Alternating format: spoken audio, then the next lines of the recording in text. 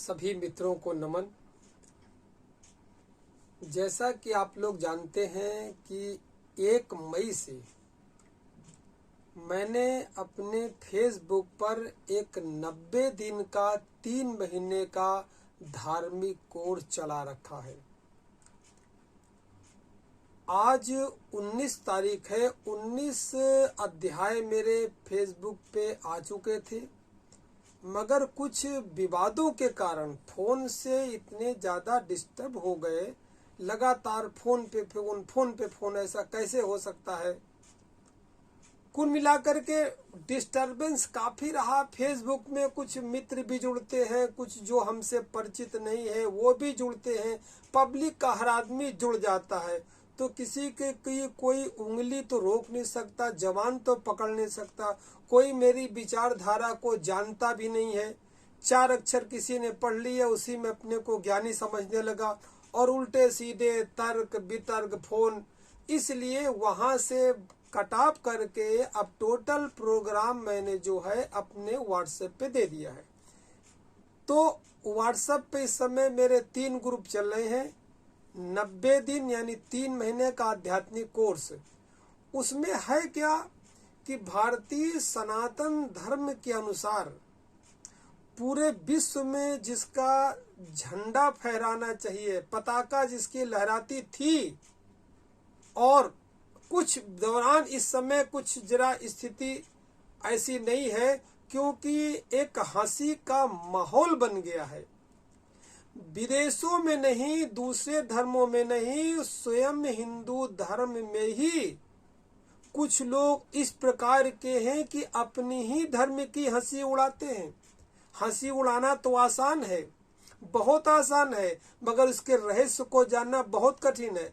अरे कल के पढ़े लिखे लड़के वो तर्क करते हैं। हमारे धर्म शास्त्रों में लिखा हुआ है कि पृथ्वी शेषनाग के ऊपर टिकी हुई है। कहीं कहीं लिखा है कि पृथ्वी गाय के सींग के ऊपर टिकी हुई है।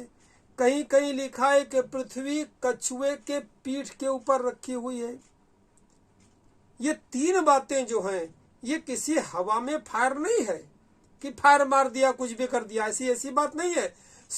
दुनिया के किसी कोने में अगर आप पूछेंगे तो भारतीय संस्कृति की सभ्यता की ये पहचान है।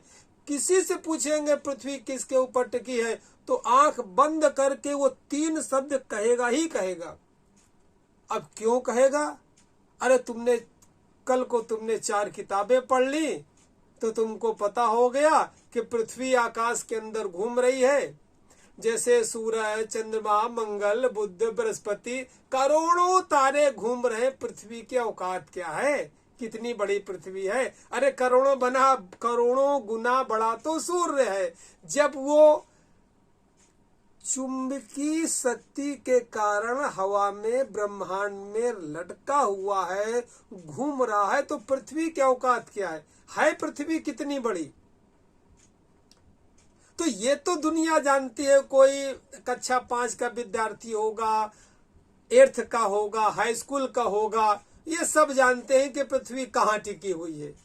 कि पृथ्वी जैसे सारे ग्रह घूम रहे ऐसी पृथ्वी भी घूम रही है। इसमें कौन सी खास बात है? अब इसी बात को तुम जान करके अपने को बहुत बड़े ज्ञानी समझने लगो। तुम ऋषियों की बात को काटने लगो, मखौल उड़ाने लगो उनका कि क्या बकवास सनातन धर्म कर रहा है। तो क्या ये ज्ञान की कमी नहीं? अरे उसमें उसके रहस्य को समझो। और बहुत दुख होता है हमको कि कुछ धार्मिक व्यक्ति भी तथाकथित कुछ ऐसे साधु हैं, संत हैं, साधु हैं, कहना नहीं चाहिए कि उन्हें भी इस चीज का पता नहीं है। ये बड़ी दुख की बात है। धर्म की बातें बहुत रहस्यपूर्ण हैं। इसीलिए सनातन धर्म का इस समय मखौल उड़ाने की एक हवा सी चल रही है। अब कह दिया गया कि आदमी के सर पे हाथी का सिर कैसे लग गया जी? अल्लो जी, गणेश जी का मखौल होने लगा कि वो पार्वती जी के मैल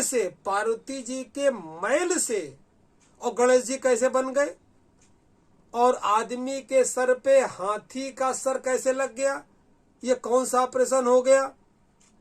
अच्छा, कुछ लोग तर्क देते भी है तो इस प्रकार के तर्क देते हैं जो शास्त्रोक्त और प्रतीकात्मक नहीं है। वो कहते हैं कि तब विज्ञान इतना चरम पे था कि हाथ आदमी के सर पे और हाथी का सर लगा करके ऑपरेशन कर दिया गया।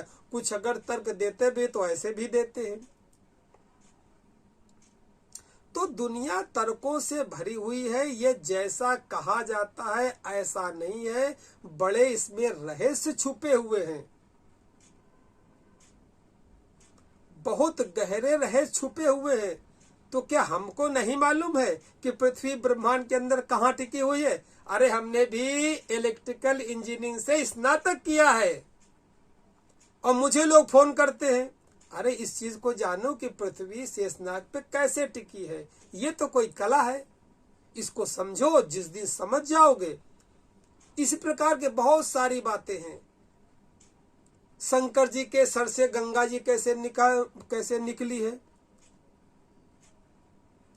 स्वर्ग की सीढ़ी कहाँ है? आपने स्वर्ग की सीढ़ी सुनी होगी, स्वर्ग की सीढ़ी कहाँ है? ये सारी बातें धर्म शास्त्र की हैं और प्रतीक शास्त्रों की हैं। अब जैसे समुद्र मंथन की बात करें हम, तो कहते हैं कि मंदराचल पर्वत की मथानी बनाई गई, बासुकी नाग की रस्सी बनाई गई। एक तरफ देवता खींच रहे हैं, एक तरफ दानव खींच रहे हैं। देवता खींच रहे हैं पूंछ की तरफ और दानव खींच रहे हैं फन की तरफ। दोनों मथा जा रहा, समुद्र को मथा जा रहा, उससे रत्न निकले, अंत में अमृत निकला। पहले हलाहल विष निकला जो शंकर जी ने पिया। अब कहानी तो आप लोगों ने बहुत सुन ली है, मगर जरा सी बुद्धि रखते होंगे तो तर्क जरूर करें, ऐसा संभव कैसे हो जाएगा। हाँ, अगर बिल्कुल ही श्रद्धावान है कि झूठ सच जो कुछ कहा जाए धर्म के नाम पे सब मान लेंगे, तब तो बलिहारी है आपकी, प्रभु भला करे आपका। ये जैसा कहा गया है ऐसा इतिहास नहीं है। ये किसी बात को समझाने का एक प्रतीकात्मक उदाहरण है, ये सिंबॉलिक है। इसको समझिए, रहस्य है, इसको समझना पड़ेगा कि मंदराचल पर्वत किस चीज का प्रतीक है, बासुकी नाग किस चीज का प्रतीक है, देवता किस चीज के प्रतीक है, दानव किस चीज के प्रतीक है, समुद्र मंथन क्या होता है, फिर समुद्र मंथन में प्रारंभ में हलाहल विष निकलता है, विष क्या होता है, लास्ट में अंत में अमृत का कलश निकलता है। अमृत का कलश क्या होता है? ये सब रहस्य समझना पड़ेगा। और सबसे बड़ा रहस्य तो आज पूरे विश्व में शिवलिंग क्या है। शिवलिंग एक जरा से गोल पत्थर के पीछे पूरा विश्व पड़ा हुआ है। इसको आखिर लोग इतनी श्रद्धा सम्मान क्यों देते हैं? अरे वही पत्थर तो है जो आपने कहीं तीर्थ स्थान पे गए होंगे, नदियों में इस प्रकार के बहुत से पत्थर मिल जाते हैं। वहीं से तो पत्थर विक्रेता पत्थर खरीद के लाते हैं। जिसकी मूर्ति शिवलिंग के आकार की है, उसको अगर नर्मदा नदी के स्थान के किनारे खड़ा कर दिया तो नाम रख दिया गया नर्मदे शिवलिंग।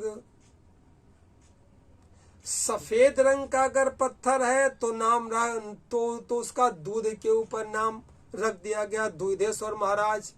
तांबे का उस शिवलिंग के ऊपर तांबे का खोल चढ़ा दिया गया तो कह दिया तांबेश्वर महाराज।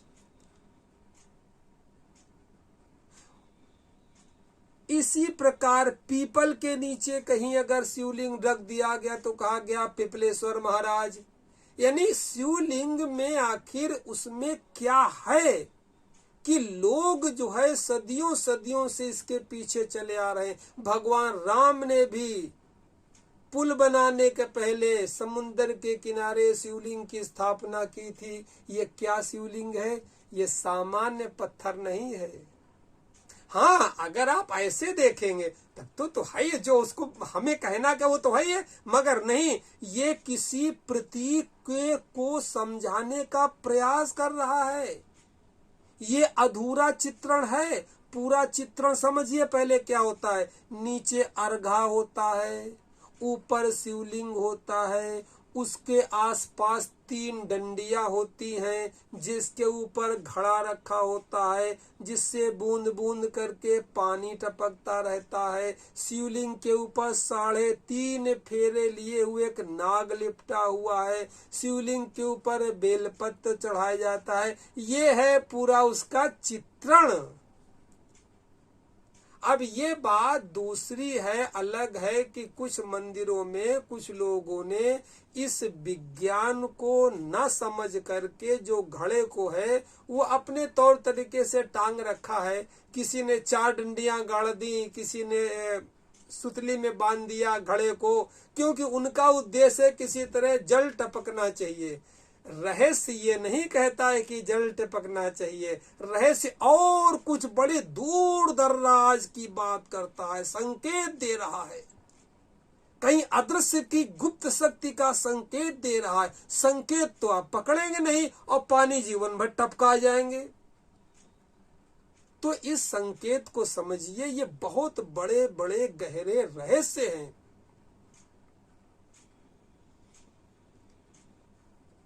इन्हीं सारे रहस्यों की चर्चा मैं अपने 90 दिन के क्लास में करूंगा। बहुत सारे रहस्य हैं।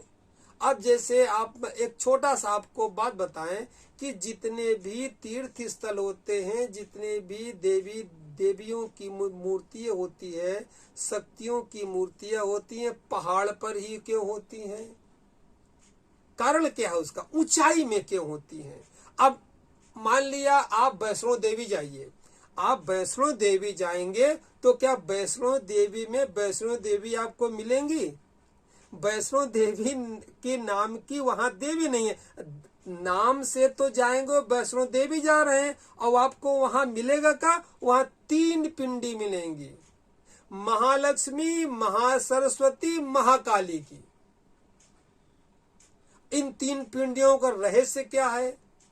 जो गर्भ गुफा होती है, अरे हमारे ऋषियों ने अगर इतने पहाड़ में देवी स्थापित किया है तो उसका कोई सार है, कोई तत्व है, कोई बात है, कोई छुपा तर्क है, संकेत है, तुम्हें बताना चाहते हैं। उसको मत जाओ, उसको मत समझो और मखौल उड़ाते रहो।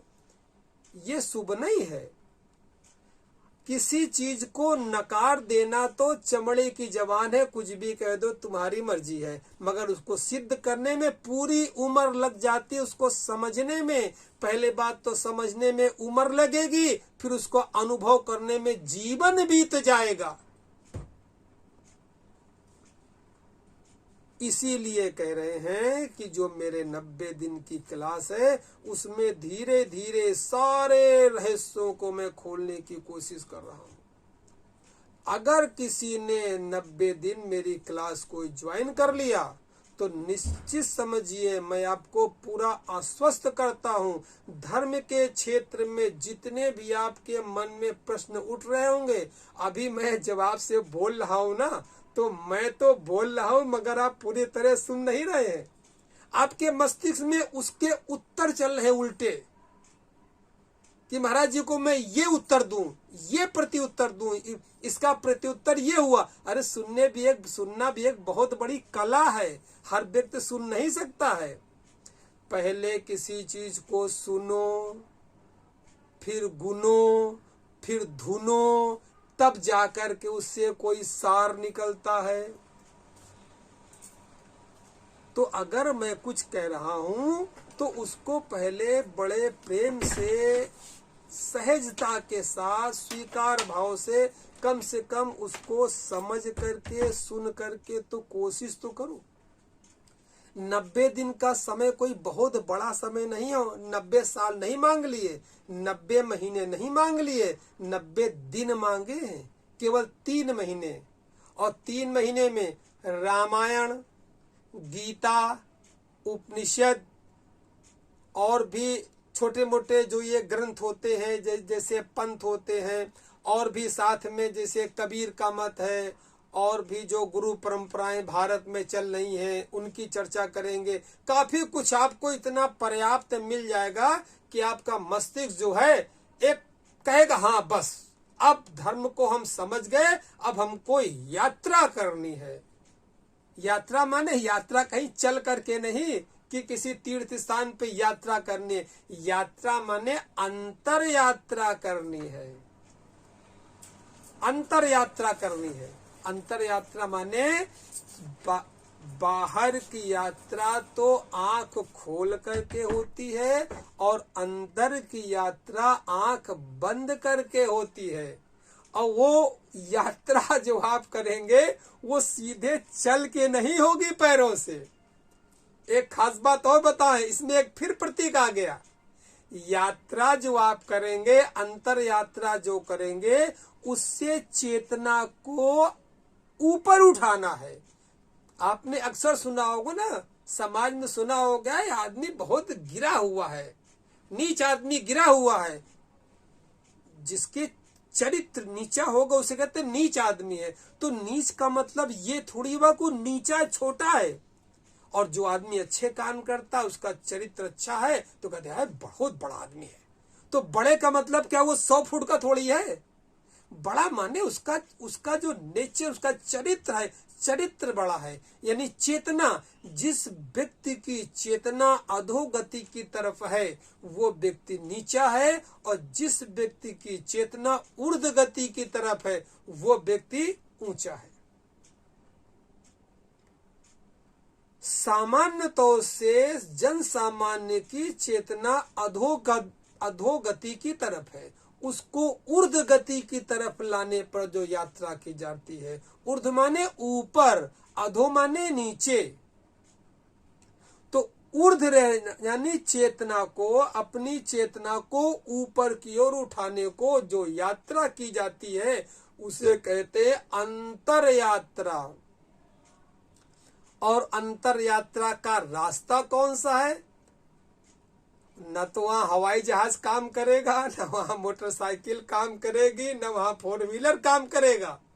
वहां पैर भी काम नहीं करेंगे, पैरों से भी नहीं चलना है पहले। और वहां चलना है आपको श्वास से।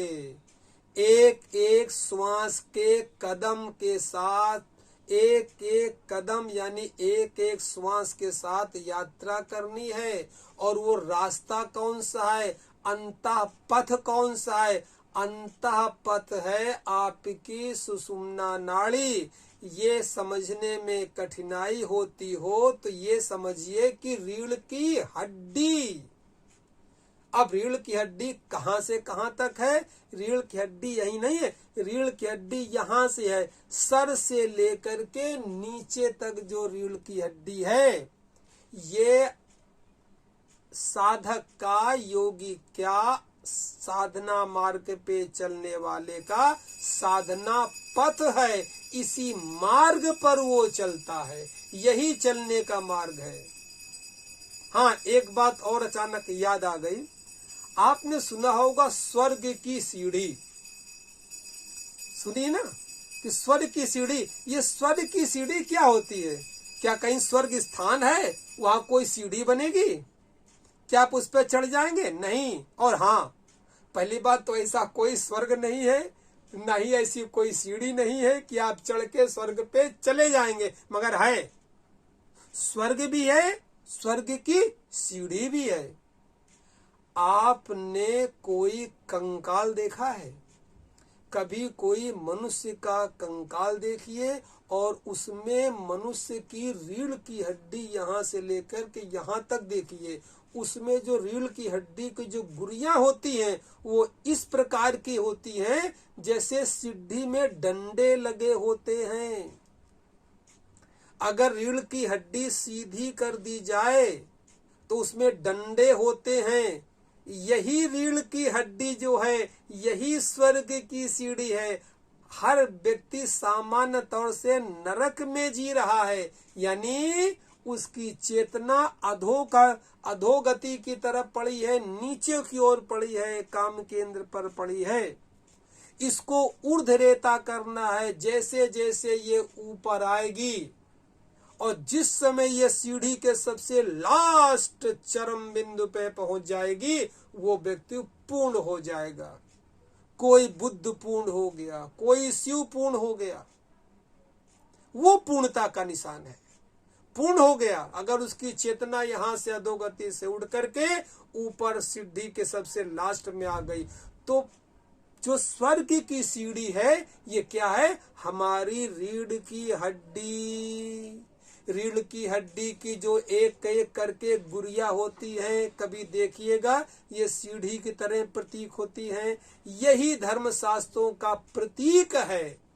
इसी को स्वर्ग की सीढ़ी कहते हैं। हम नीचे पड़े हुए हैं, अपनी श्वासों के द्वारा एक सिस्टम के द्वारा जब अंतर यात्रा करना शुरू करेंगे तो एक एक कदम, एक एक सीढ़ी, एक एक डंडा होते हुए हम आखिरी बिंदु पर पहुंच जाएंगे। उस आखिरी बिंदु का नाम अगर योगिक भाषा में पूछना चाहते हैं, उसे कहते हैं सहस्त्रार्थ चक्र, या वहां एक बिंदु है उसे कहते हैं ब्रह्मरंध्र, यानी जहां का ब्रह्म का छेद है, यानी यहाँ पर वो छेद है। जब वो चेतना वहां पहुंचती है तो आपका ब्रह्मांड से नाता जुड़ जाता है।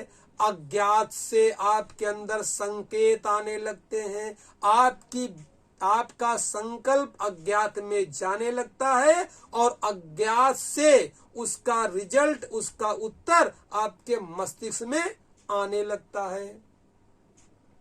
अभी आप तो हजारों संकल्प करते हैं, रोज मंदिर जाते हैं, हजारों संकल्प करते हैं, कितने पूरे होते हैं?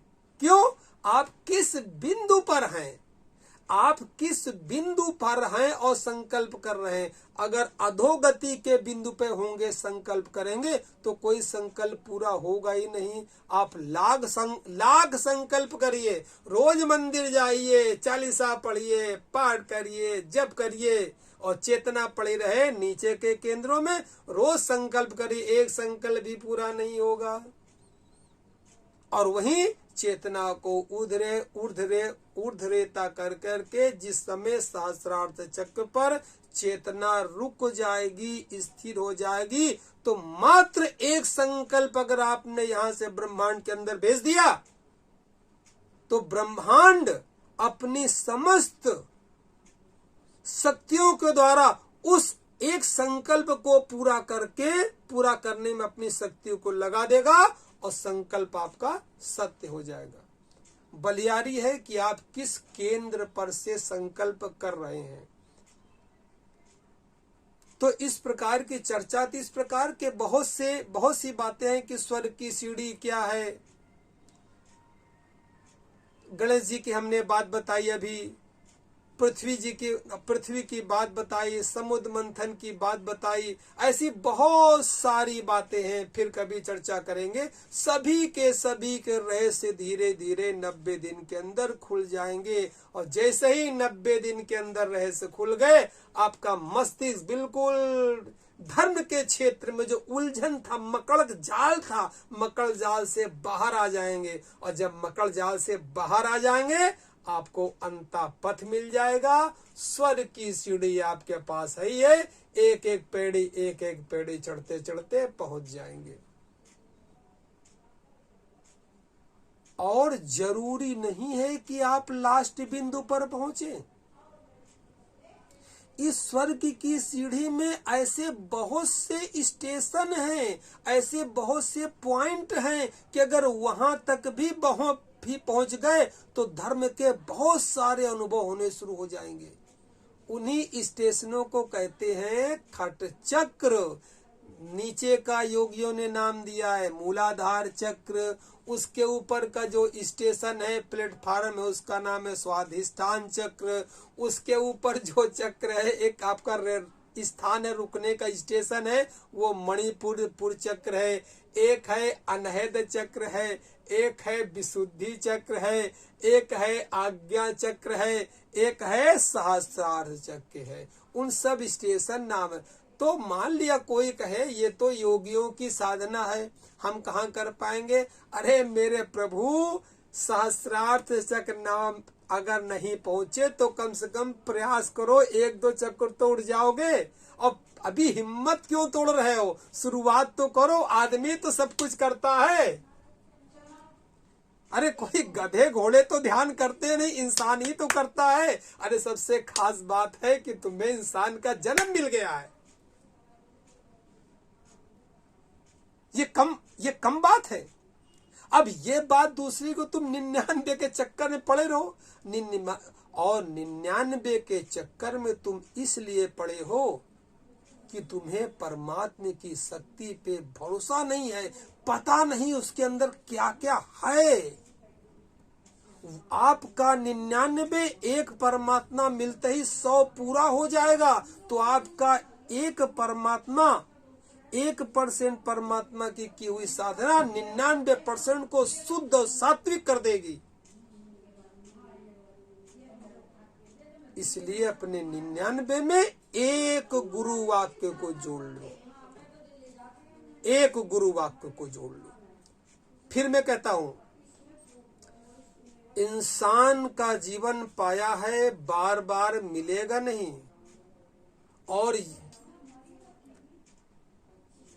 जन्म होता है, पूर्व जन्म होता है कि नहीं होता है, शास्त्रों पे बात मत करिएगा। शास्त्र कुछ भी कहते रहिए, अपने पे आइएगा। आपको ये कहने का अधिकार तब मिलेगा कि पूर्व जन्म होता है, जब आपने अपने 1-2 पूर्व जन्म देखे हो। बताइए किसने पूर्व जन्म देखा है। बात तो कहते हैं 84 लाख योनियों की। अरे मर के फिर जन्म लेंगे। अरे जन्म लेंगे, आपने लिया। आप बता सकते हैं क्या पूर्व जन्म में क्या थे। शास्त्रों की बात छोड़िए, जिन्होंने जाना है उनकी बात छोड़िए। बुद्ध ने जाना था तो कह गए, सही है। आप क्यों कह रहे हैं कि आदमी मरने के बाद पैदा होता है, जन्म लेता है। इसी पे भरोसा करिए, यही जन्म एक मिला है और इसी में सब कुछ करना है। इस धारणा को लेकर के चलिए, इसी में सब करना है। और ज्यादा इसमें पापड़ भी बेलने नहीं है। कहते तो हैं कि धर्म के अंदर बहुत ज्यादा पापड़ बेलने पड़ते हैं, बहुत तपस्या करनी पड़ती। मैं कहता हूं कुछ नहीं, केवल 24 घंटे होते हैं दिन में 24 घंटे में 23 घंटे के अंदर आप सब कुछ कर डालिए। बच्चों के लिए, पत्नी के लिए, परिवार के लिए, कुटुंब के लिए, दुकान के लिए, बिजनेस के लिए, व्यापार के लिए, नौकरी के लिए, दोस्तों के लिए, यहाँ तक कि दुश्मनों के लिए भी, मनोरंजन के लिए, घूमने के लिए, फिरने के लिए, तीर्थ यात्राओं के लिए। तीर्थ यात्रा को मैं अभी नहीं मान रहा हूं 1% के अंदर। मंदिरों के लिए, अपनी सामान्य जनरल घरेलू पूजा पाठ के लिए, मंदिर दर्शन के लिए, तीर्थ के लिए, इस सब के लिए 23 घंटे निकालिए। और अपने लिए, अपनी चेतना को सोने की सीढ़ी में चढ़ाने के लिए, जिसे तपश्चर्या कहते हैं, अपनी चेतना को सोने की सीढ़ी में चढ़ाने के लिए जिसे तपश्चर्या कहते हैं, 1 घंटा काफी है। अब देखिए, एक शब्द और निकल के आया, तपश्चर्या। बहुत आपने सुना होगा। तपश्चर्या माने तपस्या, तपस्या माने तप। तपस्या शब्द बनना है तप से, और तप शब्द बनना है ताप से। और ताप माने क्या होता है। ताप माने होता है गर्मी, ताप माने होता है ऊर्जा, ताप माने होता है एनर्जी, ताप माने होता है शक्ति। तो जब आप इस विधि को करते हैं, अपनी चेतना को सोने की सीढ़ी में चढ़ाते हैं, तो एक प्रकार की एनर्जी पैदा होती, गर्मी पैदा होती है, ऊर्जा पैदा होती है। और फिर बता दें, इसी गर्मी, इसी इसी ऊर्जा, इसी शक्ति को योगियों ने एक नाम दे रखा है, उसका नाम है कुंडलिनी महाशक्ति। कुंडलिनी सुन करके बहुत चौंकिएगा नहीं, ये योगियों का उच्चतम चेतना का जो हमारा जागरण करना है, उसका जो बिंदु है, उसका मात्र नामकरण किया है। उसका भी संबंध गर्मी से है, एनर्जी से है, तभी तो उसका नाम दिया गया तपश्चर्या। तप करो, तप माने ताप, गर्मी। जब ये सारी प्रक्रियाएं करना शुरू करेंगे तो ताप पैदा होगा, भीतर गर्मी पैदा होगी और तुम्हारी शक्ति स्वर्ग की सीढ़ी में एक एक कदम चढ़ते हुए स्वर्ग को पहुंच जाएगी, यानी सुख और शांति को उपलब्ध हो जाएगी। सारी की सारी चर्चाएं मैं ये 90 दिन के अंदर करूंगा। जो मित्र मुझसे जुड़ना चाहते हैं, चर्चा को सुनना चाहते हैं, मेरा मोबाइल नंबर है 98 97 72 74 41। इसमें मुझे अपना नाम, अपनी आयु, अपना पूरा पता और थोड़ा सा अपना काम भी भेज दें, ताकि उसी प्रकार के हम, मान लिया विद्यार्थी हैं, नौकरी करने वाले हैं, व्यापार करने वाले हैं, वह कोई वर्क करने वाले हैं, लेबर करने वाले हैं, सेवा करने वाले हैं, तो आपको उसी हिसाब से तो हम बात करेंगे। भाई आप जिस पृष्ठभूमि पर खड़े हैं, उसी पृष्ठभूमि से तो आपको उठा करके बात करना है। इसके लिए थोड़ा उसमें ये लिख दीजिए कि आप ये करते हैं, और एक उसमें अपनी फोटो भी डाल दीजिए, क्योंकि फोटो भी बहुत कुछ कहती है। केवल फोटो देख करके बहुत कुछ जाना जा सकता है कि आपकी चेतना किस स्तर की है, आप कहाँ पे इस समय स्थित हैं, वहां से कैसे आपको स्वर्ग की सीढ़ी में ऊपर एक एक कदम उठाना है। तो सभी का स्वागत है। अगर हिम्मत है, धर्म के रहस्य को जानना है तो आ जाइए। 3 महीने का समय है, 90 दिन का समय है, लगाइए, दैनिक सुनिए और दैनिक सुनने के बाद धीरे धीरे आगे बढ़िए। जब दैनिक बिल्कुल बात दिमाग में क्लियर हो जाएगी, स्थिर हो जाएगी, फिर भी अगर कोई प्रश्न बचते हैं तो जितने भी प्रश्न हैं उनका सबका स्वागत है। मगर अभी बीच में कोई मोबाइल नहीं, कोई टेलीफोन नहीं, कोई मैसेज नहीं, क्योंकि मेरी 90 दिन तो मेरी चर्चा ही चलेगी। बीच में क्यों आप टपक पड़ेंगे? शायद जो आप पूछना चाहते हैं उसके अंदर आ जाए। फिर अगर कोई प्रश्न बचता है तो आप फोन कर सकते हैं, मैसेज कर सकते हैं, मेरे स्थान पे आ सकते हैं, कुछ भी कर सकते हैं। मेरा स्थान कोई दूर नहीं है, देहरादून में है, उत्तरांचल देवभूमि देहरादून। तो आपका मेरे कोर्स में स्वागत है। थोड़ा थोड़ा जगाइए। अगर प्यास नहीं भी है, अगर परमात्मा की प्यास नहीं भी है, तो आप क्लास ज्वाइन के लिए प्यास हम पैदा कर देंगे। आप जानेंगे तो ध्यान होता क्या है परमात्मा। अभी तो आप जानते नहीं परमात्मा होता क्या है। अभी तो आप समझते हैं कि परमात्मा मिल जाएगा तो करेंगे क्या। अरे परमात्मा मिल जाएगा तो उसे क्या करेंगे।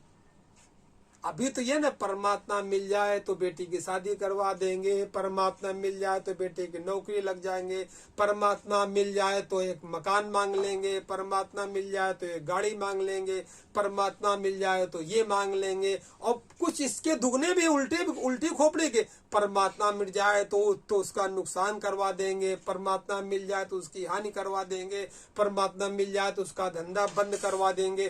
परमात्मा को विभिन्न विभिन्न प्रकार से लोगों ने बना रखा है। अभी आपको पता ही नहीं कि परमात्मा होता क्या है, रहता कहाँ है और कैसे प्राप्त होता है।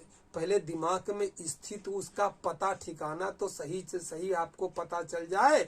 जब पता ठिकाना सही पता चल जाएगा तो अंतर यात्रा प्रारंभ कर देंगे और उसका सानिध्य आपको मिलने लगेगा। आप जिसकी हिम्मत है आ जाइए, कोर्स ज्वाइन करिए, फिर आगे इस तरह चर्चाएं होती रहेंगे, बातचीत रहेंगे। सभी मित्रों ने मेरी बात सुनी, बड़ सुन के बड़ा अच्छा लगा। आपके मोबाइल भी आते हैं, बातचीत करने का मौका भी मिलता है। सभी का स्वागत है, सभी को नमन, सभी को नमस्कार। हरि ओम।